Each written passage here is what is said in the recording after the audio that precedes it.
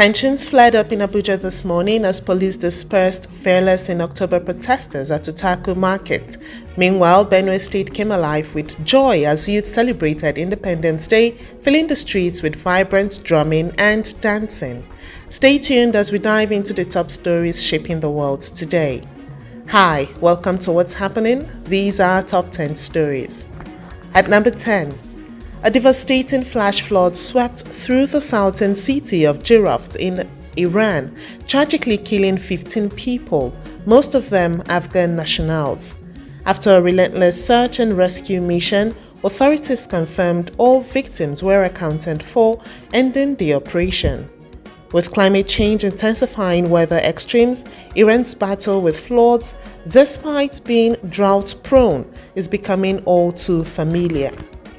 At number 9, Andrés Iniesta, one of the greatest midfielders to ever grace the football world, is set to retire at the age of 40, with an official announcement coming on October 8th. After dazzling fans for over 2 decades with his incredible vision and ball control, the Spanish icon leaves behind a jaw-dropping legacy, including 35 trophies with Barcelona and a World Cup winning goal in 2010. While his retirement marks the end of an era, Iniesta's brilliance on the pitch will keep inspiring future generations. At number 8, Ghanaians are hitting the streets in a 3-day protest, demanding the government crack down on illegal gold mining and the release of 54 detained activists.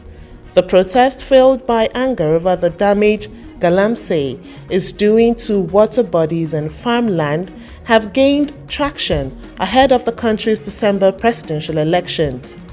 With growing public outrage and political heat rising, these demonstrations might just shake things up. At number 7, 11 people have died and 6 others are critically ill due to an outbreak of cholera in the Abuja community of Benue State.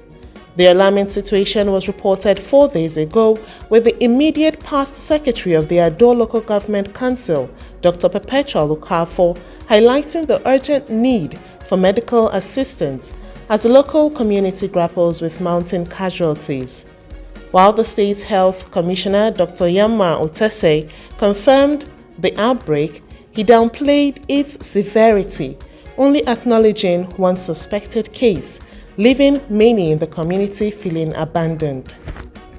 At number 6, Justice Ekaite Obot, Chief Judge of Akwa Ibom State, has sworn in a 15-member local government election petitions tribunal ahead of the October 5th polls. The panel, representing all 3 senatorial districts, is tasked with handling any post-election disputes in accordance with state electoral law.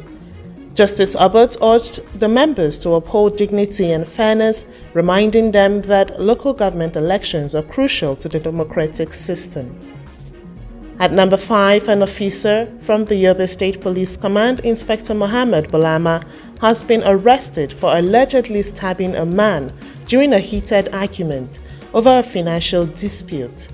According to Police Public Relations Officer DSP Dungus Abdul Karim, the incident escalated quickly, leading to Bulama inflicting fatal injuries on Abdul Malik Dauda while also sustaining injuries himself.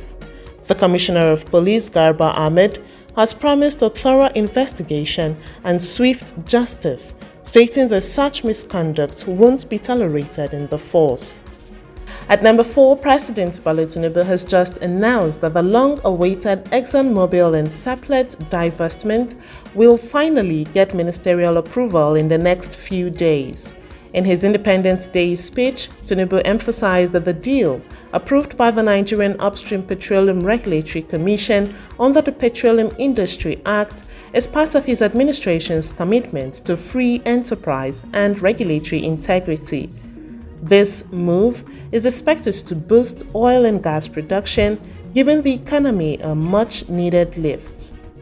At number 3, former Kaduna State Governor Nasir El-Rufai has declared he never embezzled public funds and is willing to swear on the Qur'an to prove it.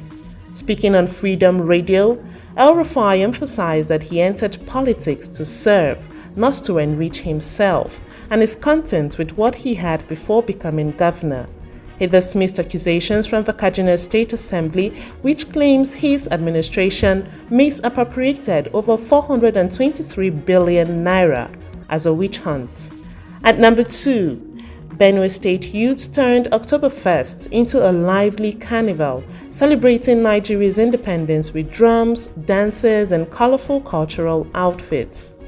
While stern-faced police officers kept a close watch, the mood in the capital was joyful, with participants proudly showcasing their Tiv, Idoma, and Igbo heritage.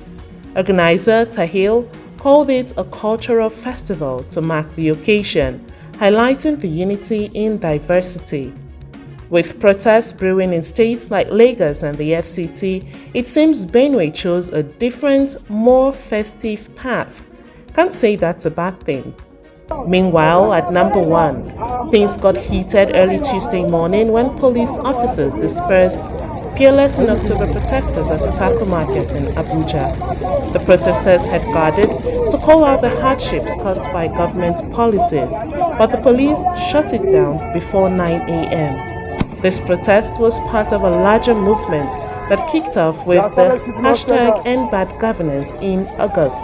And if today's events are any sign, it seems the message isn't fading anytime soon, even though the gatherings are. That's all for today. See you next time on What's Happening.